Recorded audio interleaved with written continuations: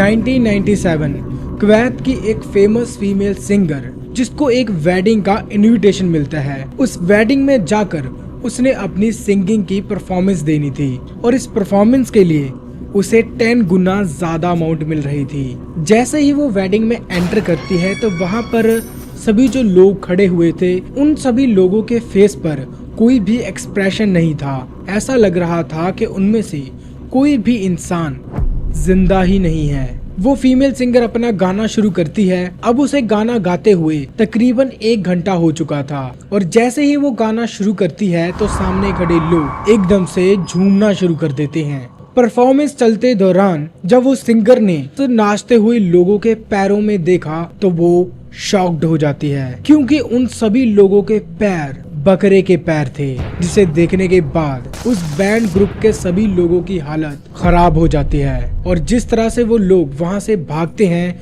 वो सुनकर आप लोग भी शॉक्ड हो जाओगे, क्योंकि वो एक नॉर्मल वेडिंग नहीं थी, वो जिन्न की वेडिंग थी। और उस रात के बाद उस फीमेल सिंगर ने कंप्लीटली गाना ही छोड़ दिया।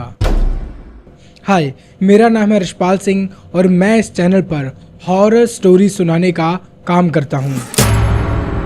1997 कुवैत की एक फेमस सिंगर थी नौरा अल्तका। ये इतनी ज्यादा फेमस थी कि लोग इसकी आवाज सुनने के लिए तरसते थे। जिसके भी कानों में इसकी आवाज एक बार जाती थी तो वो इसका फैन हो जाता था। तो एक दिन जब नौरा अपने बैंड ग्रुप के साथ प्रैक्टिस कर रही थी तो उसके लैंडलाइन पर एक कॉल आती है। उस कॉल पर एक औरत बात कर रही थी। वो नौरा को अपनी बेटी की वेडिंग अटेंड करने का इनविटेशन देती है और साथ ही साथ वो उस वेडिंग पर उसे अपनी एक परफॉर्मेंस देने के लिए भी कहती है। अब वैसे तो नौरा का नेक्स्ट डे रेस्ट करने का प्लान था, लेकिन उस औरत ने उसे उस टाइम पर 10 गुना ज्यादा अमाउंट ऑफर की, क्योंकि नौरा नॉर्मली उस टाइम पर अपनी एक परफॉर्मेंस के लिए 1 लाख रुपया चार्ज करती थी। 1997 का टाइम है और तब के टाइम 1 लाख रुपए की अमाउंट भी काफी ज्यादा हुआ करती थी और उसे इस वेडिंग की एक नाइट के लिए 10 गुना ज्यादा अमाउंट मिल रही थी। शाम का टाइम था। नौरा अपने बैंड ग्रुप के साथ उस औरत की बताई जगह पर पहुंच जाती है। जैसे ही उस वेडिंग वाली जगह पर वो एंटर करती है तो वहाँ पर सभी लोग जो खड़े हुए थे उनके फेस पर कोई भी एक्सप्रेशन नहीं था।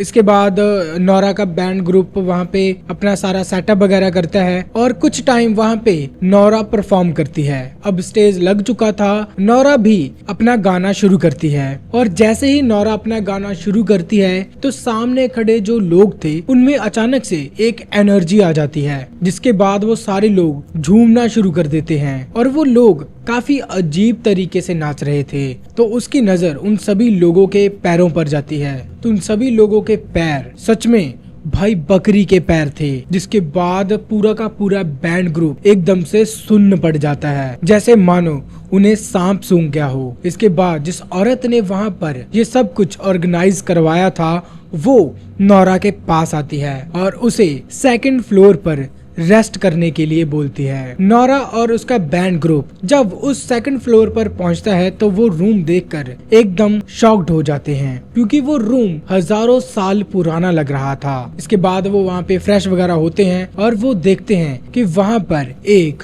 डॉग की डेड बॉडी पड़ी है, जिसको देखकर वो एकदम से डर जाती है। इसके बाद उनके गेट पर एक आदमी आता है। नौरा का बैंड ग्रुप काफी डर चुका था। वो समझ चुके थे कि वो कोई नॉर्मल वेडिंग नहीं अटेंड कर रहे, वो लिटरली जिन्नों के बीच में फंस चुके हैं। नौरा ग्रुप ने वहां से भागने का प्लान बनाया, लेकिन तभी एक आदमी उनके गेट पर आता है और उन्हें अजीब सी आवाज में बोलता है कि तुम लोग यहाँ से तभी बाहर जा सकते हो जब सुबह हो गई, क्योंकि अब उन्हें पूरी नाइट परफॉर्म करना था। फिर से फ्रेश वगैरह होने के बाद जब वो नौरा अपना गाना शुरू करती है तो सामने खड़े लोग फिर से अजीब तरीके से झूमना शुरू कर देते हैं। वो इस तरीके से नाचते हैं जैसे कोई जानवर नाच रहा हो। एक तो उन लोगों के पैर बकरे के पैर थे तो उन्हें देखकर भी एकदम से घिन आ रही थी और जिस तरीके से वो अपने शरीर को मोड़ रहे थे, तोड़ रहे थे, उन्हें देखकर ऐसा लग रहा था कि उनके शरीर में इतनी ज़्यादा कैपेबिलिटी है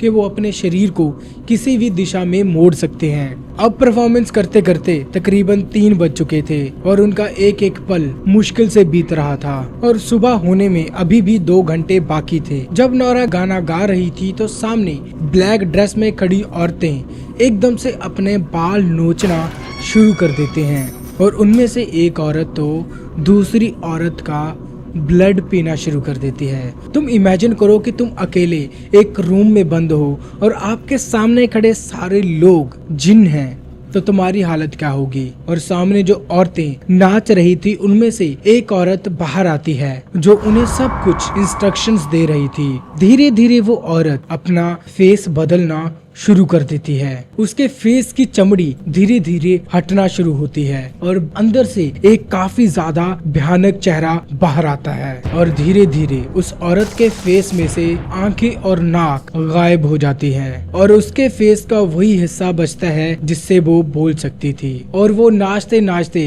नोरा को बोल रही थी कि गाना बंद मत करना, नहीं तो अच्छा नहीं होगा।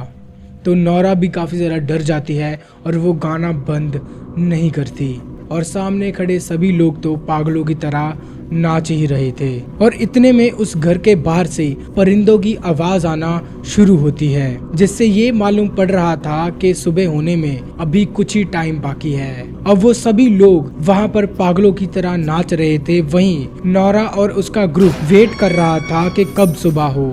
जैसे जैसे सुबह होती जाती है उसके सामने खड़े सभी लोग धीरे धीरे करके गायब होना शुरू हो जाते हैं। नोरा और उसका बैंड ग्रुप अचानक वहाँ से भागना शुरू कर देता है और जिस गेट से वो लोग एंटर करते हैं उसी गेट की तरफ वो लोग भागना शुरू करते हैं। उस दिन के बाद नोरा ने गाना ही छोड़ दिया और काफी सारी इंटरव्यूज में उन्होंने ये कहानी शेयर भी करी है। सो आई होप कि आप लोगों को ये स्टोरी काफी ज्यादा अच्छी लगी होगी। अगर अच्छी लगी है तो वीडियो को लाइक, चैनल को सब्सक्राइब जरूर कर देना और भाई ये वीडियो ना अपनी फैमिली ग्रुप में फैला दो। Thanks for watching.